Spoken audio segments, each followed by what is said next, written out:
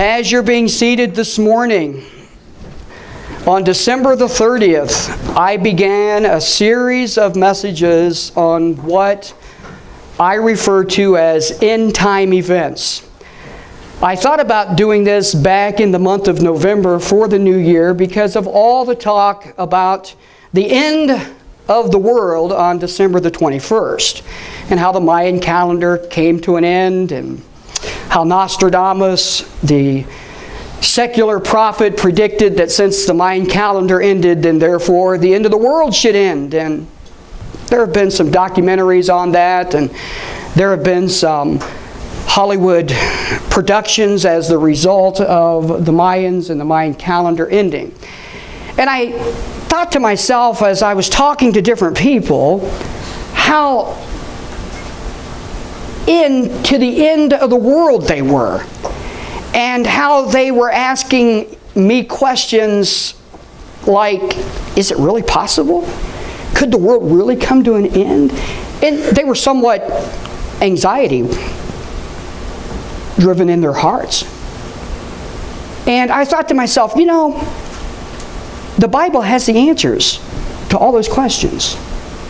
There are verses in the Bible that talk to us about how to have daily insight, wisdom when it comes to making certain decisions in our life, stories that are filled with principles that we can learn from.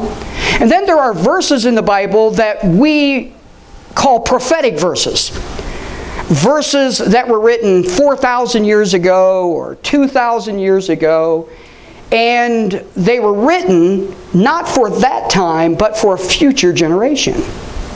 And that future generation was supposed to recognize these verses as being verses that were prophetic by these men who were prophets, to recognize that when these verses started to become true and they became a reality, that should send up a red flag for us and say, that's interesting. That lines up with what's going on in our world today.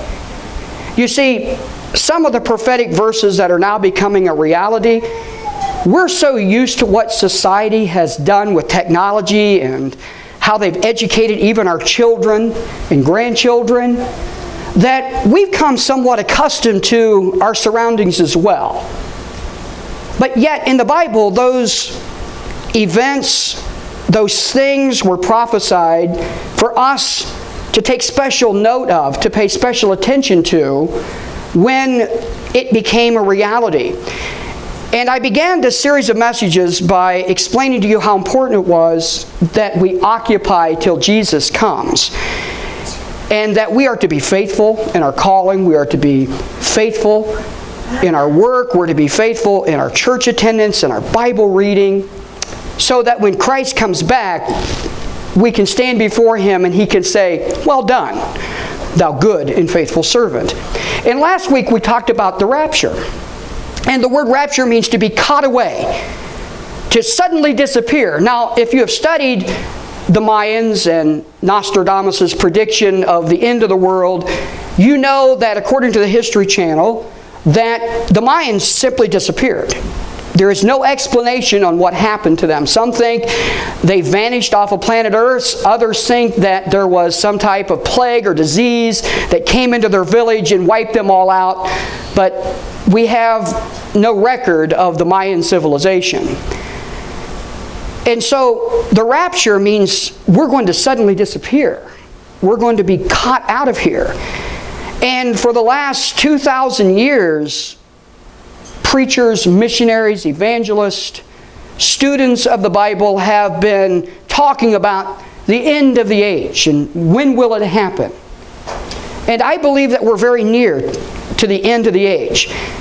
And not only do I have a message to bring this morning that I believe that can prove that, I want to share with you some video clips that talk about the end of the age and how we can recognize the end of the age according to Scripture and how it lines up with some of the prophetic events that are taking place now in our society.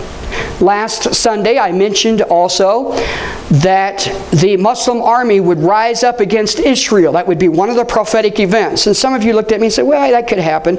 On Monday, it hit the news. The Muslims are purposing to wipe out Israel within the next 10 years. Now, I did not know that, of course, but I knew that that was one of the prophecies the Bible told us to look for at the return of Christ. And there it was. Boy, did I get the text messages and the phone calls and the emails. This is amazing. Well, it is because what's in this book is true. And as the events take place, do not be shocked. Accept it for what it is, because it's exactly what the Bible said would happen. So, as we begin the message today, or the lesson, I want to begin with a video clip talking about the tribulation period. So as Jared prepares for that clip, I want you to think about that thought that was just on the screen. Are you rapture ready? Are you ready to meet Jesus Christ face to face? If He were to come back, are you ready to meet Him? That's the ultimate question. So here it is. Watch this video clip.